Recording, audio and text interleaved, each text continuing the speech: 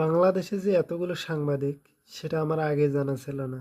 কিন্তু আজকে যখন দেখলাম মিজানুর রহমান আজহারের মাহফিলে এতগুলো ক্যামেরা, মনে হয় সেখানেই ক্যামেরার একটা শোরুম দেওয়া যাবে।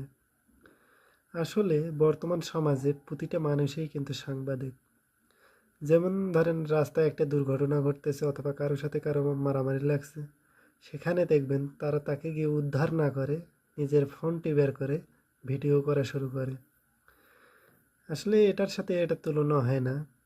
আবার ভাইবেন না, যেমন ধরেন আমি নিজেও ধরো কোনো জায়গায় কোনো একটা দুর্ঘটনা অথবা কোনো কিছু হয়েছে, আমিও কিন্তু সর্বপ্রথম যেটা করার চেষ্টা করি, নিজের ফোনটা ব্যবহার করার চেষ্টা করি, যে ভিডিও করি।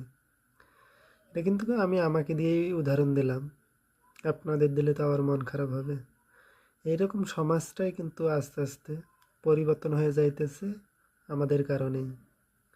আর আমরা যদি এটা না করেই যদি করতে পারতাম, যে যারা অ্যাক্সিডেন্ট করছে অথবা দুর্ঘটনা কবলিত তাদের সাহায্য করতে পারতাম, তাহলে মনে হয় আমাদের ভালো ছিল। কিন্তু সেখানে একটা ফ্যাক্ট আছে, আমরা কিন্তু শিক্ষিত কিন্তু সুশিক্ষিত না। ধরেন যে কোনো জায়গায় যে কোনো দুর্ঘটনা ঘটলেই আমরা সর্বপ্রথম ক্যামেরাটা নিয়ে হাজির হই, তাকে উদ্ধার করতে হাজির হই না।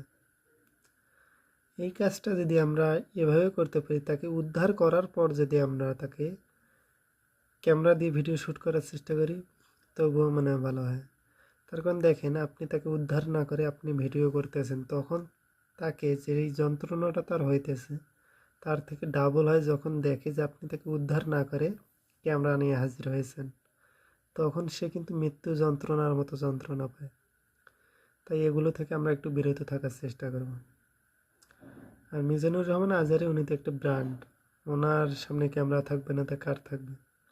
ওনার যদি ধরেন দেখেন, ওনার যেখানে কিন্তু মাহফিলটা, তার আশপাশে প্রায় ধরেন 4-5 কিলোমিটার অথবা 25 কিলোমিটার এরকম রাস্তা জ্যাম থাকাটাই স্বাভাবিক। তার কারণ উনি একটা বিশ্বমানের, বাংলাদেশের ফেভারিট এবং বিশ্বমানের বক্তা। আপনারাও একটু চেষ্টা করবেন, মানুষকে তুলে ধরবেন কিভাবে, আগে উদ্ধার করেন তারপরে সেটা তুলে ধরেন। কিন্তু উদ্ধার না করতে গিয়েই আপনি লাইভে চলে যান, এটাও যাবেন না। ধন্যবাদ।